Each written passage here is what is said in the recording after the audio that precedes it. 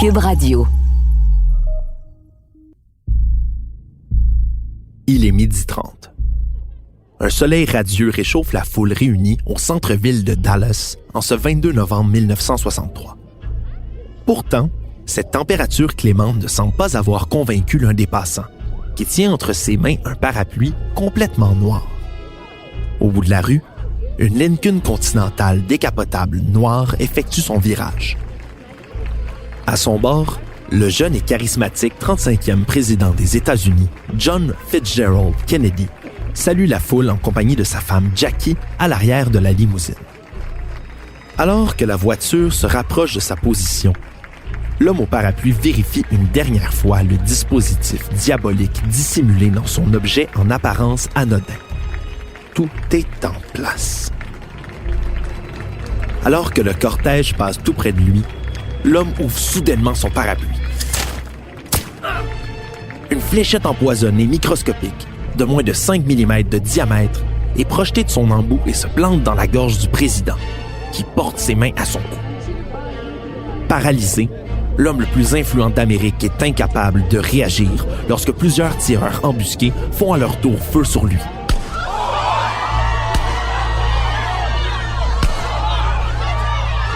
Le véhicule du président mortellement blessé accélère à toute vitesse pour quitter les lieux, tandis que la panique s'empare de la foule. Au milieu du chaos, l'homme au parapluie regarde la voiture s'éloigner en souriant.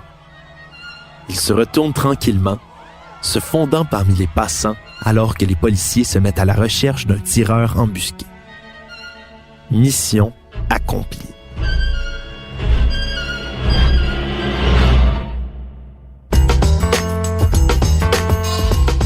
Ici Alexandre Morin-Villouellette, et bienvenue à Ce n'est qu'une théorie, un balado qui démystifie justement les théories du complot, les conspirations et les phénomènes occultes. Des plus farfelus aux plus crédibles. Aujourd'hui, nous explorons ensemble l'un des événements historiques ayant le plus suscité de théories complotistes dans l'histoire. L'assassinat de John F. Kennedy. Bien évidemment, vous l'aurez deviné, l'histoire que je viens de vous raconter relate l'une des centaines de théories qui entourent la mort de John F. Kennedy. Malheureusement, pour ceux qui croient en cette idée du parapluie piégé, elle s'avère facile à réfuter. En effet, le fameux homme au parapluie, du nom de Louis Stephen Witt, n'avait rien d'un tueur. Il brandissait plutôt son parapluie en guise de protestation pour rappeler au président le passé de son père, Joe Kennedy. Ce dernier, un ambassadeur, avait été accusé d'avoir été trop doux avec les politiques du dictateur Adolf Hitler dans les années 30. Le parapluie était ainsi un clin d'œil au premier ministre anglais de l'époque, Neville Chamberlain, également surnommé l'homme au parapluie, qui avait été conciliant avec le Führer allemand. Or, si cette théorie était de toute évidence farfelue au départ, ce n'est pas le cas de toutes celles qui entourent cette histoire. Contrairement à plusieurs autres théories du complot abordées dans le cadre de notre série, l'assassinat du président américain comporte tellement d'éléments mystérieux, d'incohérences et de coïncidences qu'il s'avère difficile, encore à ce jour, de trancher hors de tout doute pour un camp plus que l'autre, soit le camp de ceux qui sont persuadés qu'il y a eu complot, ou le camp de ceux qui croient en la version officielle du meurtrier solitaire de la commission Warren sur ce triste événement. C'est pour cela que j'ai décidé de m'adresser au plus grand érudit de la saga John F. Kennedy que je connaisse, le journaliste d'enquête Félix Séguin. Vous le connaissez fort probablement pour ses nombreux reportages à la télé sur, entre autres, le crime organisé, mais il est complètement passionné par les événements entourant la mort de Kennedy. Félix étudie depuis son jeune âge l'assassinat du président star des États-Unis et il a lu et vu plus d'informations et de matériel sur cette sordide histoire que quiconque. Il possède même la version papier du rapport intégral de la commission Warren, la célèbre commission d'enquête sur l'assassinat de Kennedy, dont nous verrons les détails tout à l'heure. Ce rapport, imaginez-vous donc, ne fait pas moins de 27 volumes. Félix a une pièce entière dédiée à ceux-ci. Autant de recherches lui permettent désormais de forger sa propre opinion sur l'affaire Kennedy. Non, je ne crois pas la version officielle. Il faut être quand même pauvre devant les faits pour croire que la version officielle, celle qui a été décidée, si l'on veut, par la commission Warren, est celle qui tient la route parce que ça défie certaines règles scientifiques et balistiques les plus élémentaires et ça ne colle pas aux faits. Mais avant de se pencher de plus près sur ces étranges détails, revoyons tout d'abord le cours des événements tel que décrit par la version officielle.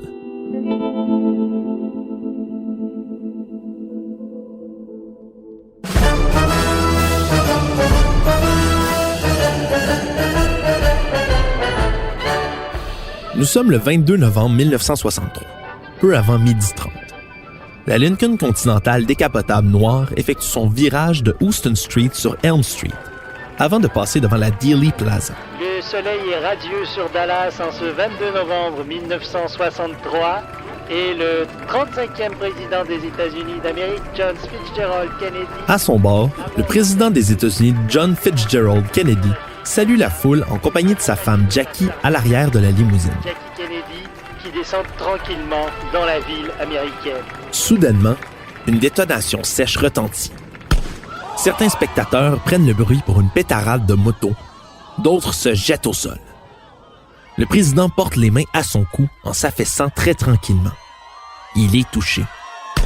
Une fraction de seconde plus tard, ce dernier est à nouveau frappé à la tête alors que le véhicule décampe en direction de l'hôpital Parkland Memorial, où celui que l'on surnommait JFK y est officiellement déclaré mort quelques instants plus tard. Une heure et demie après la fusillade, un homme du nom de Lee Harvey Oswald est arrêté dans un cinéma pour le meurtre d'un policier, G.D. Tippit. Il est identifié comme l'un des employés du dépôt de livres, bâtiment d'où on a tiré sur le cortège selon les témoins, et au 5e étage duquel on retrouve un fusil à lunettes lui appartenant. Il est immédiatement considéré par la police de Dallas comme le principal suspect de l'assassinat du président. Mais la thèse officielle est presque trop parfaite. Tout semble trop bien mené. La recherche d'Oswald, son arrestation, son inculpation rapide. Puis, moins de 48 heures plus tard, lors de son transfert à la prison de Dallas, Oswald est à son tour assassiné par Jack Ruby, un propriétaire de boîte de nuit apparemment sans histoire, ce qui empêche toute interrogation supplémentaire ou procès qui aurait permis de faire la lumière sur cette sordide affaire. L'une des histoires les plus médiatisées du siècle commence alors. Mais surtout, c'est le mystère Kennedy qui s'installe dans l'esprit de plusieurs. Il s'agit d'un événement qui soulève à la fois passion et question. Parfois qualifié de mère de toutes les conspirations, il s'agit même, pour l'auteur et professeur de sciences politiques John C. McAdams, de la plus grande et la plus grandiose de toutes les théories du complot. Et McAdams sait de quoi il parle. Il a lui-même écrit un livre sur le sujet, intitulé JFK Assassination Logic, How to Think About Claims of Conspiracy, un livre qui se penche sur les théories complotistes derrière l'assassinat de Kennedy. En plus, il est le principal acteur derrière le site de démystification de complot de Kennedy Assassination Homepage. Ces théories et suspicions perdurent encore aujourd'hui. Un sondage Gallup de 2003 a rapporté que 75% des Américains, donc 3 Américains sur 4, ne croient pas que Lee Harvey Oswald ait agi seul. Et en 2009, 76% des personnes interrogées pour CBS News ont déclaré croire que le président avait été tué à la suite d'un complot. Mais pourquoi cet événement, plus que tout autre moment historique, soulève-t-il autant le doute et les spéculations? Ironiquement, plusieurs de ces théories du complot proviennent de l'enquête même chargée d'élucider toute cette affaire. La commission Warren.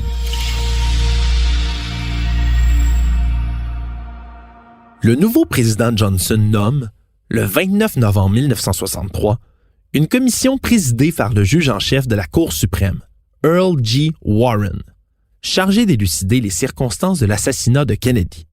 La commission Warren remet ses conclusions le 27 septembre 1964. Sans surprise, puisque des fuites avaient eu lieu au cours de l'année, elle conclut au geste isolé et solitaire de Lee Harvey Oswald dans l'assassinat du président Kennedy. Un verdict identique est également rendu au sujet de Jack Ruby dans l'assassinat d'Oswald. Il aurait, lui aussi, agi seul. Pour ce qui est du contenu, le rapport final présente de façon étoffée les éléments de preuve retenus parmi les 27 volumes de transcriptions de témoignages et de pièces à conviction. La commission dit n'avoir trouvé aucune preuve qui accrédite la thèse d'un complot et déploie particulièrement beaucoup d'efforts pour démolir tous les oui-dire, les spéculations et les autres commérages sur les circonstances de l'attentat. Mais au fil des ans, même les plus modestes critiques constateront peu à peu que la commission Warren a mené une enquête rapide et sommaire, voire bâclée, sur certains aspects. Les détracteurs plus féroces, eux, considèrent plutôt que l'enquête ne servait qu'à ériger la théorie d'un tireur fou et solitaire pour en faire la version officielle. Si bien qu'en partant avec cette intention, elle ne pouvait pas arriver à des conclusions différentes. Félix Séguin. Ça a prouvé l'inutilité de l'appareil de la justice pour faire la lumière sur un des plus grands drames d'une société démocratique et civilisée. Alors, à ce moment-là, quand tu décrédibilises cet exercice-là, qui est de la plus haute importance, parce que Warren, c'est ça a décrédibilisé tout ça, qu'est-ce qui reste après quand tu es assez perméable aux idées complotistes? À quoi t'accrocher quand tu as décrédibilisé autant le moment où tu pouvais faire la vraie lumière sur quelque chose? D'après moi, c'est la mère, effectivement, de tous les complots. Et c'est la mère aussi du complotiste que l'on dénonce et que l'on déteste aujourd'hui. Ça donne une liberté, ça, à ces gens-là de dire, bon, ben l'État sera pas capable de faire la job. Alors, on va faire la job nous autres mêmes. S'ensuivent alors des films, des documentaires et des essais qui rejettent tous en bloc les conclusions de la commission Warren sur un tireur fou et solitaire. À la place, on accuse une multitude de groupes qui varient selon la théorie. La mafia, le KGB, le complexe militaro-industriel américain, les anticastristes, les pro-castristes, la CIA, le FBI, les services secrets américains, voire le vice-président Lyndon Johnson lui-même.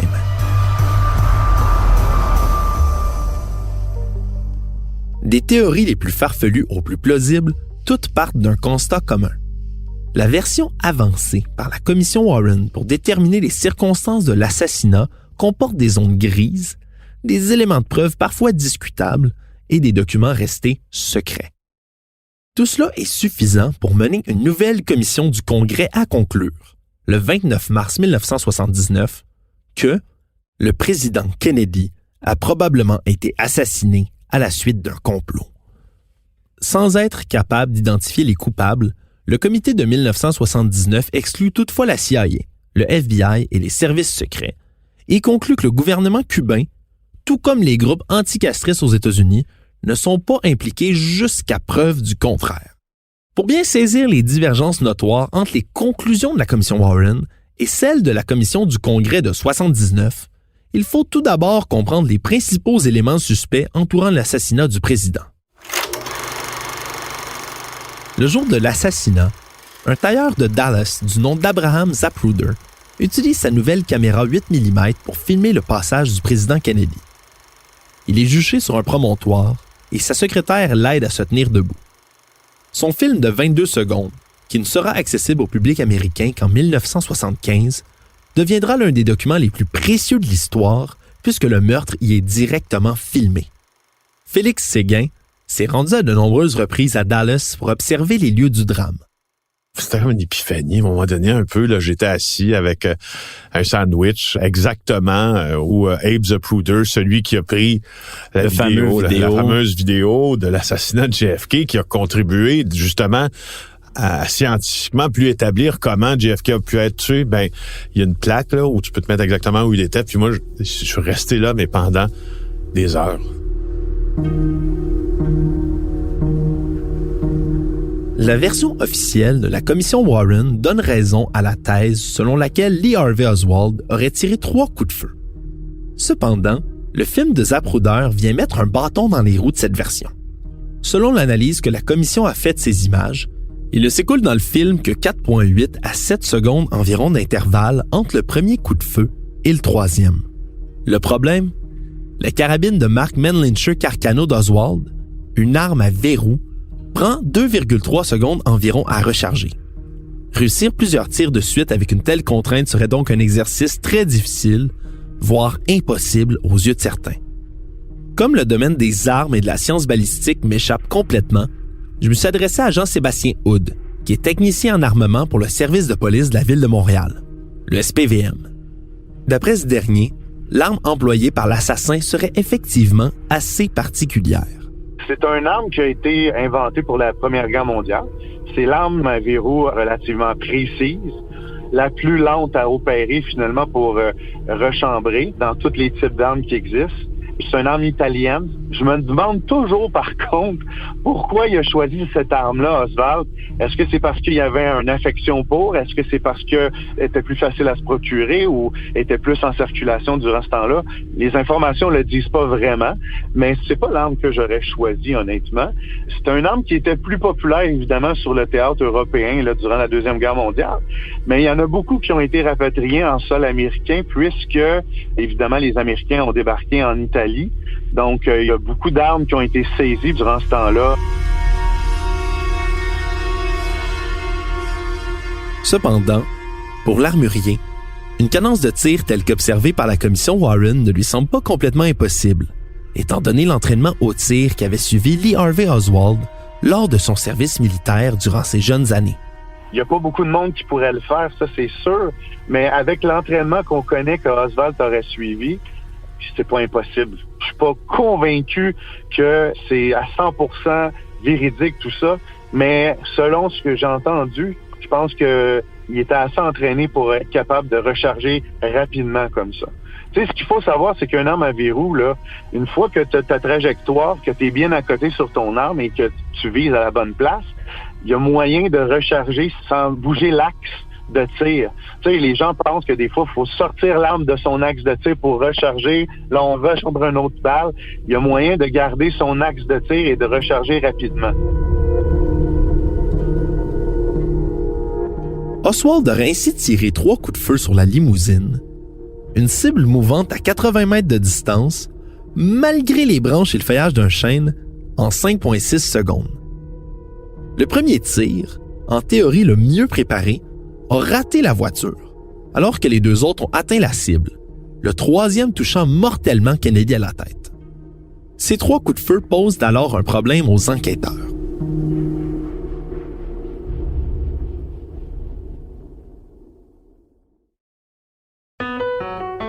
Je suis Martin Landry, je suis professeur d'histoire. Dans le balado Passé date, je te raconte les histoires importantes qui se sont passées ici, de Samuel de Champlain au référendum de 1995. Le Québec est aujourd'hui et pour toujours une société distincte. Que tu sois au secondaire comme mes élèves ou que tu sois simplement passionné d'histoire, je t'invite à écouter notre nouvelle saison. En passant, Passé date a gagné le prix Numix 2022 du meilleur balado divertissement. C'est tout un honneur qu'on est bien fiers de partager avec toi. Tu peux écouter les 3 saisons sur l'application Cube ou sur les autres plateformes de balado. Oublie pas, tu peux parler de Passé date à tes amis, à tes professeurs et à ton entourage. Passé date est une production de Montréal en Histoire et de Cube Radio. Les conclusions de la commission Warren ne font donc état que de 3 balles tirées, dont la première a raté la cible pour choir sur le pont ferroviaire situé plus loin au-dessus de la route. Un spectateur, James Tague, a par ailleurs été légèrement blessé par un éclat de cette balle. Il ne reste donc que 2 balles, incluant celle qui a porté la blessure mortelle à la tête de Kennedy. Or, le président et le gouverneur Connolly, assis à l'avant de celui-ci, portent plusieurs autres séquelles. Pas moins de 7 autres blessures infligées à ces derniers doivent ainsi être expliquées par le même projectile. Le jeune conseiller Arlen Specter, qui deviendra plus tard sénateur républicain de Pennsylvanie, avance alors la théorie qui sera rendue célèbre sous le nom de la théorie de la balle magique.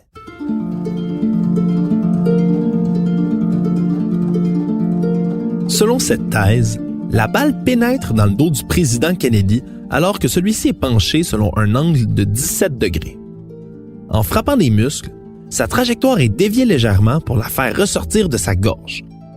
Puis, tout en ralentissant, elle change sensiblement de trajectoire pour frapper le dos du gouverneur Connolly, assis à l'avant de Kennedy. Elle descend et fêle la 5e côte du gouverneur, avant de ressortir par l'abdomen. Puis entre dans son poignet droit pour lui fracasser le radius. Elle ressort du poignet et va se loger dans la cuisse gauche de Connolly, Elle en tombe peu après pour être retrouvée pratiquement intacte sur sa civière à l'hôpital.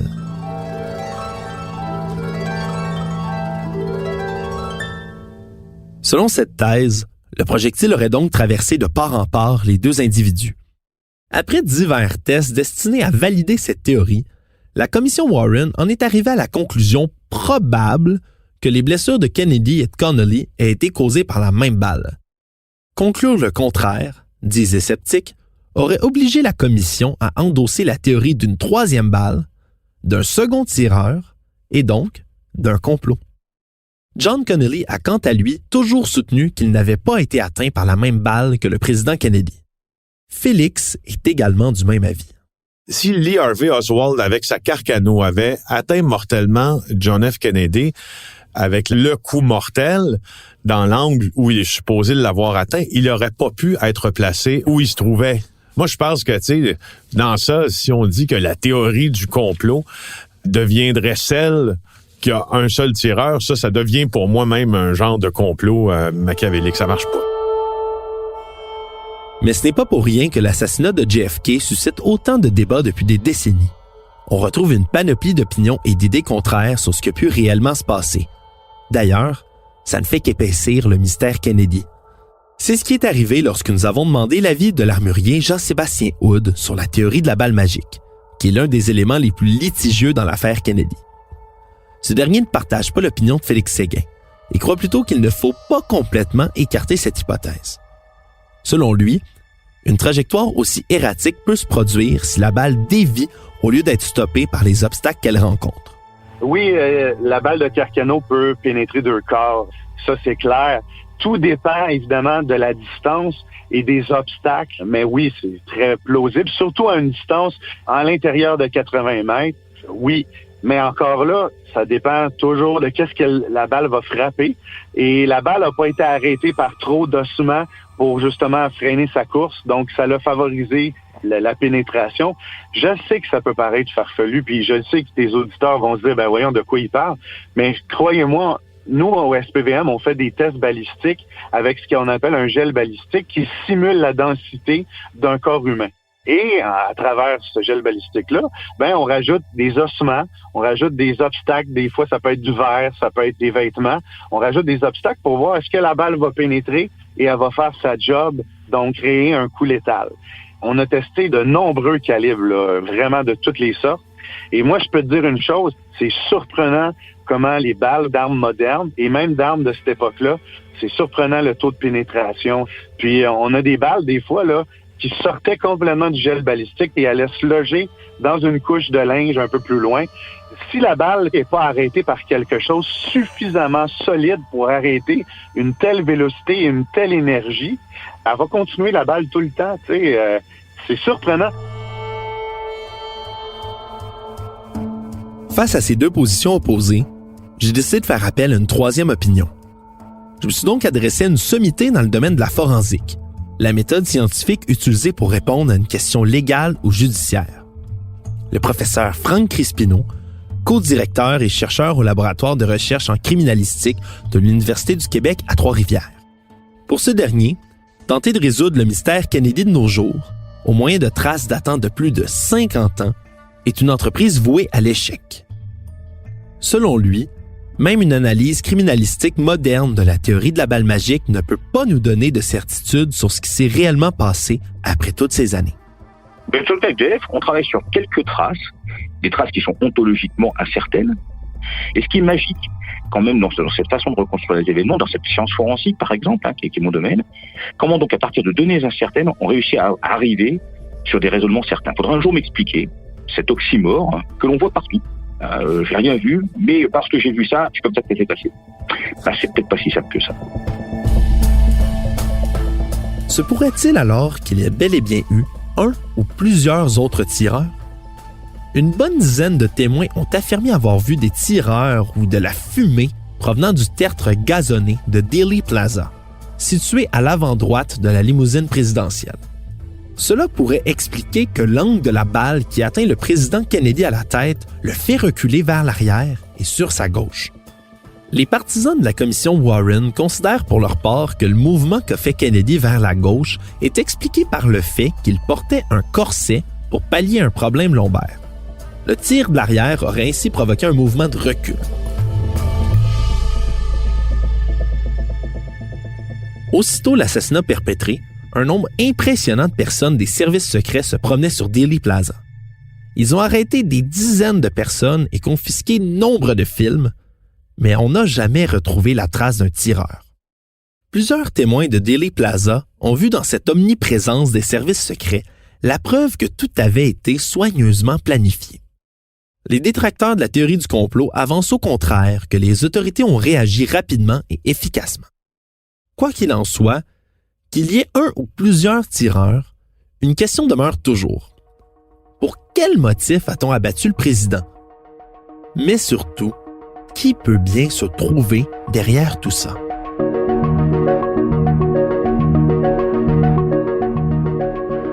Dès l'arrestation de Lee Harvey Oswald, ce dernier se met immédiatement à clamer la phrase suivante. « I'm just a pigeon. I'm just a pigeon. » Soit « Je ne suis qu'un pigeon. » Il affirme donc de cette manière n'être qu'un pion dans cette histoire, qu'une partie d'une plus grande machination. On comprend donc pourquoi certaines personnes auraient pu avoir un intérêt à le faire taire. Le journaliste Félix Séguin. Dès le départ, on comprend que Oswald, en tout cas si on accorde de la crédibilité à ses aveux, est un maillon de la chaîne. Donc, si on fait disparaître le seul maillon de la chaîne qui est arrêté, bien sûr que là, on complexifie la preuve de ceux qui ont à faire la lumière sur ce crime-là. Parce que, rappelons-nous, là, il n'y a personne qui n'a jamais été accusé criminellement d'avoir tué le président américain.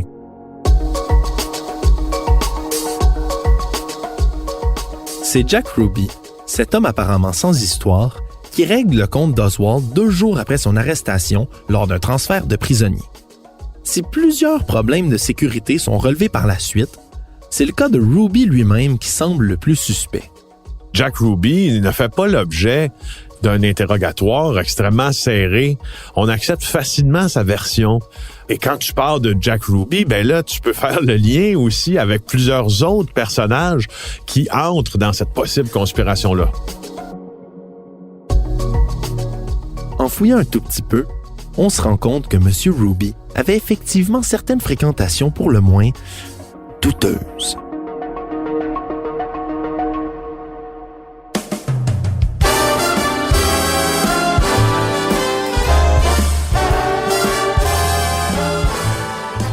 Jack Ruby est le gestionnaire du fameux bar Carousel, qui est un bar des feuilleuses, disons-le, là, entre autres, là, assez olé-olé de Dallas. Et c'est un bar où se tiennent plusieurs personnages liés au crime organisé et à la mafia. Donc, Jack Ruby a des liens clairs avec des personnages qui traînent autour des milieux mafieux. Mais que viendrait faire la mafia dans cette histoire? Après tout, cela ne semble pas coller avec le modus operandi du crime organisé. Or, il semblerait que la famille Kennedy ne soit pas totalement étrangère à ce milieu. Ce qui a marqué la présidence de John F. Kennedy, c'est l'apport de son frère, Bobby Kennedy, qui, en tant qu'attorney général américain, lui, avait reçu comme mandat de s'attaquer à la mafia. Et d'ailleurs, Bobby Kennedy, et ça fait l'objet de plusieurs films aussi, avait pris cette tâche-là à bras-le-corps. Lui, il avait vraiment commencé, et il avait réussi d'ailleurs, à monter une équipe de brillants avocats qui allaient s'attaquer notamment au profit de la mafia. Et ça avait été perçu aussi par certains grands mafieux comme une forme de trahison, parce que on affirmait que le père de John Kennedy, puis les Kennedy en général, si tu veux, avaient largement profité des contributions politiques, financières, des milieux de mafieux de la côte est américaine, notamment. Donc, qu'un Bobby Kennedy, qui est maintenant l'attorney général aux États-Unis, retourne sa veste, entre guillemets, et déclenche une enquête à grand déploiement sur la mafia. Ils étaient éconduits, si tu veux, dans leur relation politico-criminelle alléguée avec les Kennedy. La mafia aurait donc pu vouloir ainsi se venger des Kennedy en assassinant John Fitzgerald. Mais il ne s'agissait pas du seul groupe qui en voulait au président. Lee Harvey Oswald lui-même avait des liens étroits avec plusieurs mouvements communistes et avait même déjà voyagé en Union soviétique. En plein cœur de la guerre froide, les communistes auraient certainement eu intérêt à voir disparaître le leader des États-Unis. Il y avait même, à l'autre bout du spectre, des anticastristes qui reprochaient à John F. Kennedy d'avoir annulé une attaque sur Cuba durant les incidents de la baie des Cochons. Certains d'entre eux pouvaient également vouloir la peau du président. Pour sa part, Félix Séguin a sa propre hypothèse sur qui est derrière l'assassinat. Est-ce que le fait que des anticastristes voulaient la mort de JFK et des mafieux la voulaient aussi? Est-ce que pouvait pas y avoir un genre de partenariat, disons, ponctuel pour éliminer un complot de complot. Un complot de complot. Un complot dans le complot. Ouais. Non, mais tu sais, à tout prendre, là, pourquoi exclure ça, tu sais?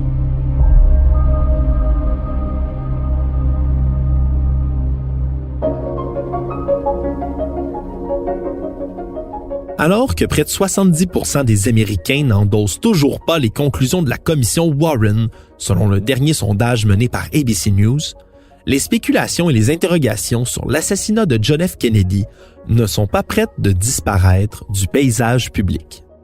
Pour plusieurs, l'année 2029, où l'ensemble des documents secrets du FBI, de la CIA et de la Maison-Blanche relatifs à l'assassinat du président Kennedy doivent être rendus publics, pourrait répondre aux dernières interrogations. On s'attend notamment à ce que ces documents éclaircissent le passé de Lee Harvey Oswald. Il reste que, quels que soient les éléments apportés par les partisans de la théorie du tireur unique ou par ceux de la théorie du complot, la controverse risque de se maintenir longtemps. Mais pour l'expert en forensique Franck Crispino, si et seulement si il y a bel et bien un complot dans cette histoire, celui-ci ne demeurera pas caché éternellement. Dans le cas qui nous intéresse, comme je t'ai dit, c'est une affaire de plusieurs décennies. Donc peut-on imaginer, avec toutes les traces du passé qui ont été laissées par cette affaire, quelle que soit d'ailleurs la volonté de certains protagonistes, puisque c'est ce qu'on dit dans les théories du complot, etc., quelles que soient les volontés des protagonistes de cacher, de faire en sorte que la vérité ne sorte pas, de maquiller, etc., peut-on imaginer qu'à un moment donné, ça sorte pas, qu'on ne capte pas ces traces-là. Quoi qu'il en soit, la mort de Kennedy, en plus d'alimenter le mythe de sa présidence écourtée, demeure encore le refuge de théories qui témoignent sans doute de l'impact puissant de cet homme dans l'imaginaire historique.